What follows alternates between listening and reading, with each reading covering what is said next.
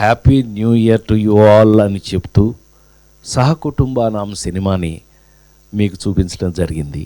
మీ అందరూ కుటుంబ సమేతంగా ఈ సినిమాను చూసి ఇందులో మీకు నచ్చిన అంశాలు, ఎవరెవరికి నచ్చిన అంశం వాళ్ళకి ఉంటుంది కదా, అలాంటిది ఇవాళకి కూడా ఈ ఈ చక్కటి పాజిటివ్ రిపోర్ట్ ఇచ్చి మీరందరూ కూడా, మరి ముఖ్యంగా మా మీడియా సోదరి వాళ్ళందరూ కూడా వాళ్ళది ఎస్ ఇది బాగుంది, లేకపోతే ఇదిగో మీరు ఇంక కొంచెం ఇది బెటర్ చేయొచ్చు, ఇది చేయొచ్చు, అంత ఇన్వాల్వ్ అయ్యి చెప్తున్నారు చేస్తున్నారు అని అంటే అంతకన్నా అదృష్టం ఉంటుందని నేను అనుకోను.